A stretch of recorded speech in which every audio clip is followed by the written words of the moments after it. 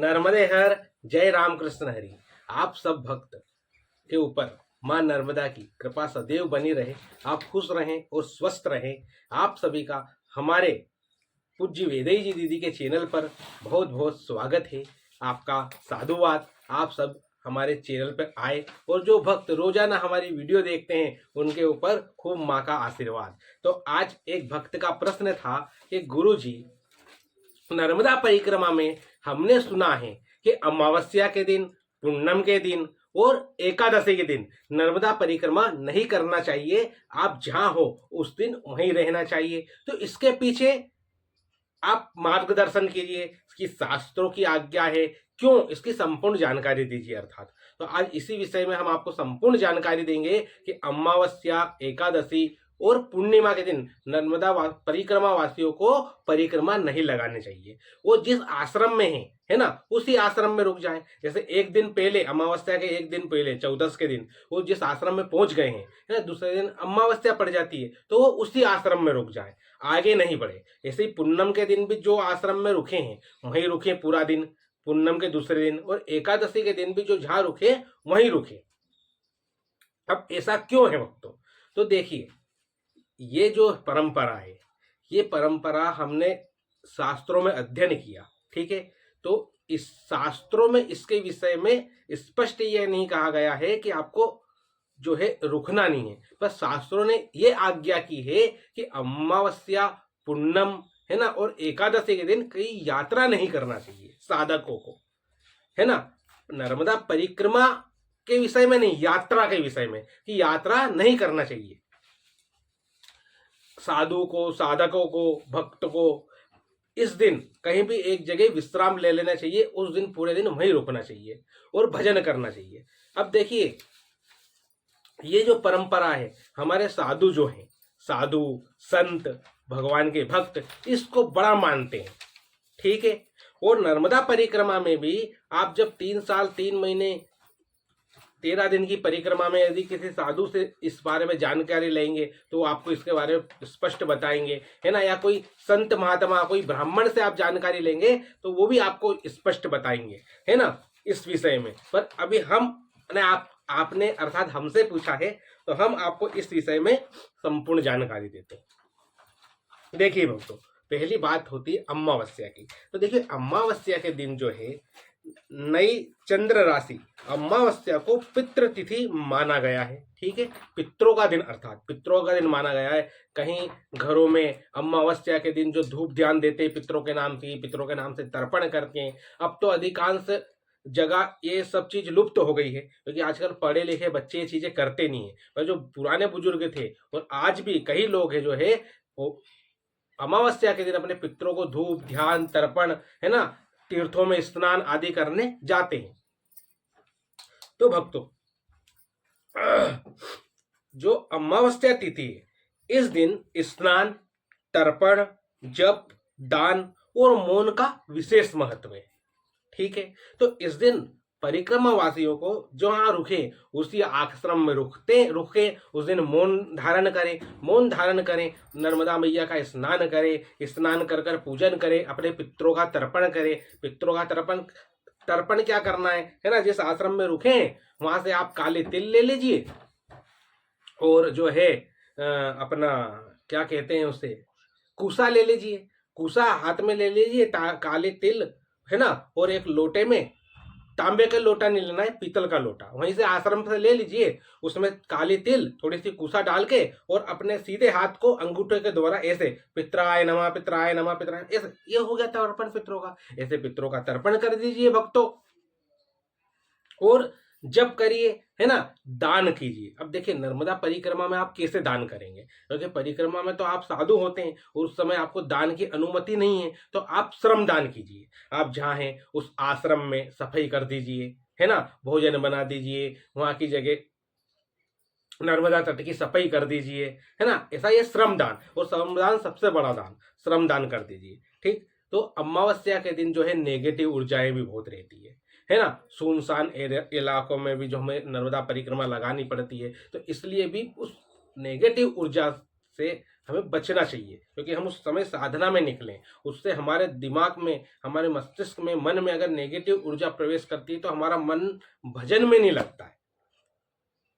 ठीक है, इसलिए अम्मा से अगर अधिक चलना ही नहीं चल चाहिए। अगर कोई अर्थात कोई भक्त अगर चल भी जाता है तो चलना ही नहीं चाहिए अधिक। अगर उसे पता चल जाता है तो वहीं किसी आश्रम में उस दिन रुक जाना चाहिए। अब बात आती है पूर्णिमा की। ठीक है, तो पूर्णिमा को पूर्ण ऊर्जा और चंद्र शक्ति का दिन माना गया है। यह दिन विशेष पूजा, सत्संग, कीर्तन और दीपदान के लिए श्रेष्ठ है। भक्तों, परिक्रमावासी इस दिन चलने के बजाय किसी पवित्र स्थान पर रुककर भजन पूजन करें, ताकि पूर्णिमा का पुण्य पूर्ण रूप से उनको प्राप्त हो जाए। क्योंकि देखिए, नर्मदा परिक्रमा का नाम सिर्फ चलना ही नहीं है। नर्मदा परिक्रमा अर्थात साधना, साधना का केंद्र। इस बहाने हमारी साधना, हमारी पुष्टि हो, हम अपने आप को जाने कि हम हैं कौन। तो इसलिए पूर्णिमा के दिन हमें सत्संग करना चाहिए। जिस आश्रम में रुके वहां से संतों से सत्संग कीजिए, या तो कथा श्रवण कीजिए, ग्रंथ हो तो नर्मदा पुराण को पढ़िए, है ना, जप कीजिए, ध्यान कीजिए। ध्यान का बहुत बड़ा जो नर्मदा तट पर उसका बड़ा प्रभाव है, ध्यान का ध्यान कीजिए। ठीक है, अब बात आई एकादशी की, कि एकादशी के दिन भी नर्मदा परिक्रमावासियों को आश्रम में क्यों रुकना चाहिए, परिक्रमा क्यों नहीं करना चाहिए। तो देखिए, एकादशी व्रत और उपवास का दिन है। इस दिन शरीर को हल्का हल्का रखकर नाम जप और ध्यान में समय देना चाहिए। व्रत से शारीरिक दुर्बलता आ सकती है, इसलिए कई परिक्रमावासियों को कहा जाता है कि आप उस दिन विश्राम करें किसी आश्रम में और पूरे दिन भजन करें। ठीक है, तो भजन का बड़ा महत्व बताया गया है। इस दिन भी आपको क्या करना है, आपको भजन करना है। इन तिथियों पर मन और प्रकृति की ऊर्जा अलग होती है। रुक कर साधना करने से परिक्रमा का आंतरिक फल बढ़ता है। मां नर्मदा की कृपा केवल चलने से नहीं, बल्कि भाव, जप, समर्पण से मिलती है। यदि कोई परिक्रमावासी स्वास्थ्य या परिस्थिति के कारण चलना चाहे तो श्रद्धा से चल सकता है। अगर किसी कारणवश उसका स्वास्थ्य खराब है या किसी कारण, हालांकि नर्मदा परिक्रमा ऐसा होता नहीं है, इसलिए आप वहीं रुकिए और आराम से अपना भजन कीर्तन कीजिए। क्योंकि अगर हमारे साधु संतों ने हमें आज्ञा की है कि हम इन पूरी नर्मदा परिक्रमा के दौरान इन 3 तिथियों के दिन, अमावस्या, पूर्णम और एकादशी के दिन ना चलें, आश्रम में रहें, भजन कीजिए, ध्यान कीजिए, तो हमें ये सब कार्य करना चाहिए।